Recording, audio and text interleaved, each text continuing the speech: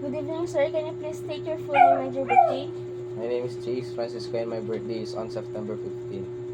Check ko lang po yung wristband niyo for verification. And then I will verify the order for type of moist, heat application, location, duration, and desired temperature. Then I will review the client's chart for medical history and contraindications that may prohibit the use of hot or warm therapy. Then I will assess the client's skin around the area to be treated and the client's temperature and pain sensitivity. As I will inspect for one wound if there's any, for size, color, odor, tenderness, and drainage. But as I can see, there is no visible wound that I can assess. And I will assess the client and family's awareness, understanding of the procedure, and safety related factors. So, sir, for today's assessment, do you know the procedure that I will be assessing to you? Yes, What is the procedure, sir? the hot compress. Okay po. And next is I will assess the client's vital signs mobility. Can you move your arms po? Okay, and assuming that I have already assessed the client's vital signs, then I will identify the expected outcomes. For this assessment po, sir, the expected outcomes that after hot compress is reducing your joint stiffness po. And I will assemble and prepare equipment and supplies that needed. Here I have the towel, the alcohol, and the hot or warm water in the bottle. Alternate for hot water bag since I don't have it, and I can just wrap the towel around it. Then next is I will explain procedure to the client clearly and completely with client's approval. So sir, I will apply or compress a hot water to you. Is it okay with you, Yes. sir? Okay po. And I will describe sensations patient would feel and precautions to prevent burning. And upon applying, sir, you will feel hot while I'm doing the assessment. To prevent any burning, sir, just tell me if it is too hot to handle. Okay, sir? Yes. Okay po. Then I will provide privacy and procedure if possible to maintain or to ensure the patient's privacy. Then I will position the client in bed, kept affected body part in proper alignment, and exposed body part to the covered and to be covered, drape patient as needed. Then I will drape the patient.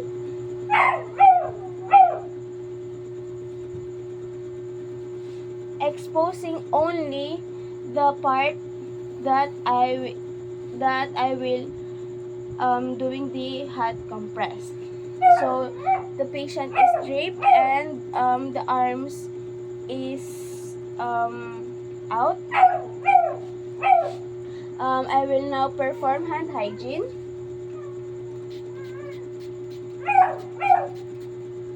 To prevent the spread of any microorganisms, and I will place a towel or absorbent pad under the area that I will treat.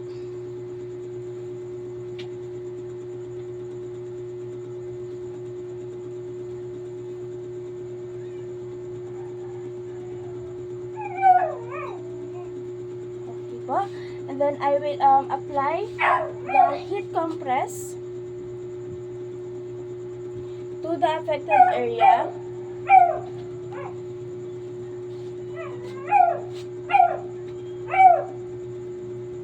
po.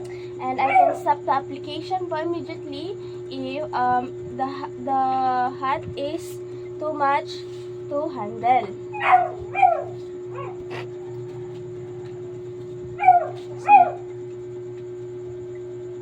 Po. Then I will inspect the body part of the wound, condition or evidence of the effectiveness of therapy and sensitivity to touch. And so I can see there's no redness or negative impact of the hot compress. Then I will ask the client to describe the level of comfort and burning sensation following the treatment. Sir, is it too much to handle the hot compress po? No. Do you felt any discomfort? No. O naman po.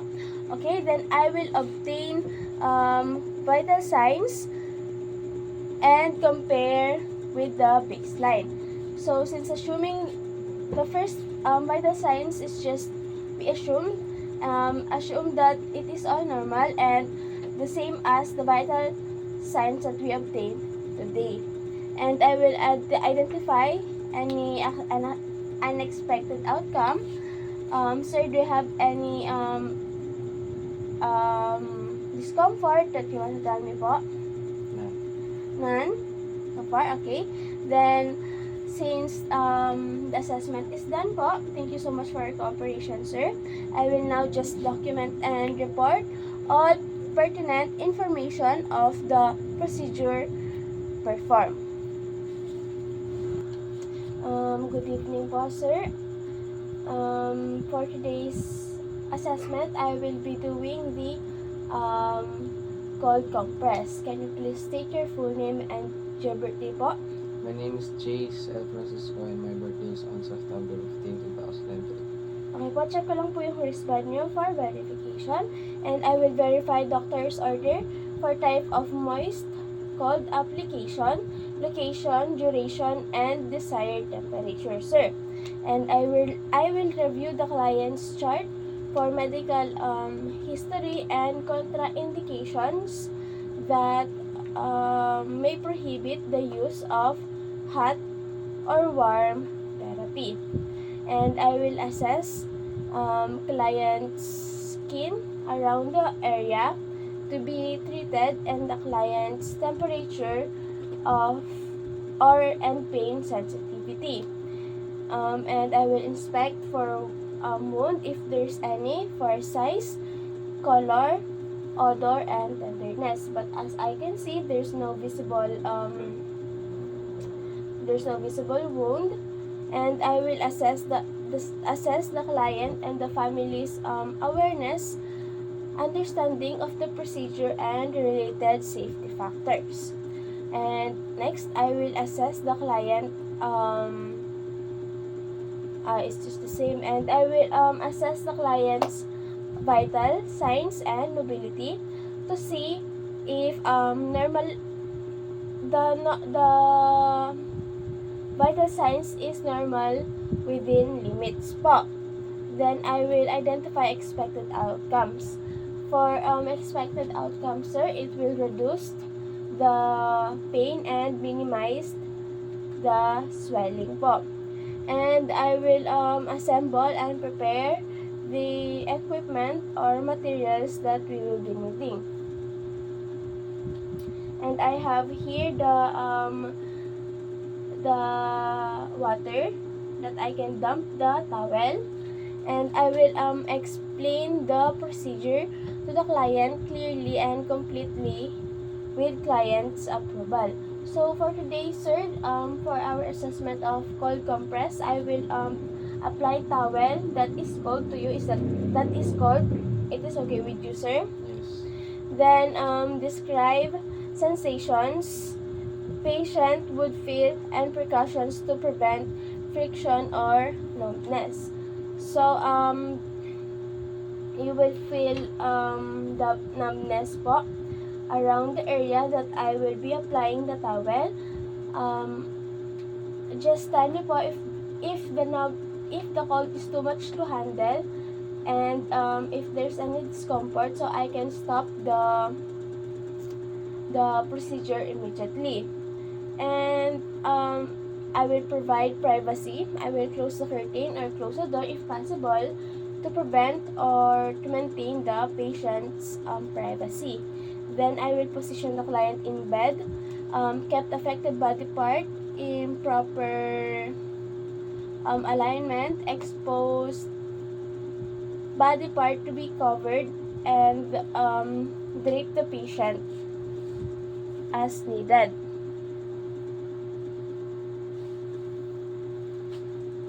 I already draped the patient, and the affected or the area that I will be applying the towel is out.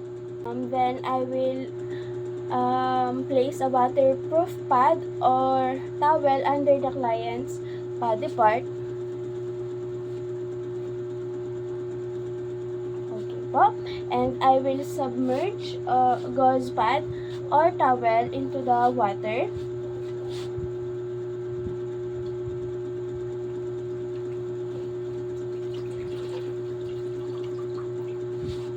Okay po. Then I will apply the removing the excess water.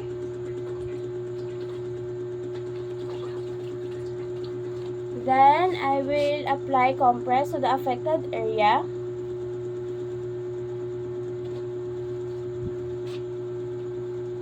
Po. Then I will remove and remoisten. Then I will reapply to maintain the cold temperature as needed. Okay, so I will repeat this procedure and until we can see the desired outcomes. Then I will check the skin condition at appropriate and regular intervals. If do you have any discomfort, sir? No naman po. But if the patient tells me that he suddenly have discomfort or numbness, I will immediately stop the assessment po. And I will remove gloves. Assuming that I have gloves, I will remove gloves and dispose it properly and perform hand hygiene. Okay po, and I will help the client to a comfortable position. Sir, can you lay down properly? Are you comfortable na po ba? Yes. Okay po. Is it okay that I touched you? Yes. Okay. And I will remove, clean, dry, and store of disposed supplies and accordingly. And I will inspect the body part of wound condition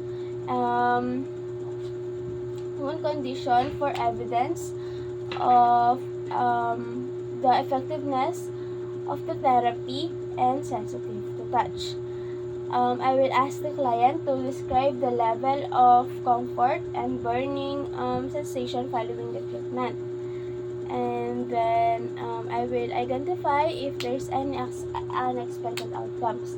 For this assessment, sir, is there any unexpected outcomes that we encountered po? None naman. Okay, then I will document and report all pertinent information of the procedure performed. We're done na po to our assessment, sir. Thank you so much for your cooperation po.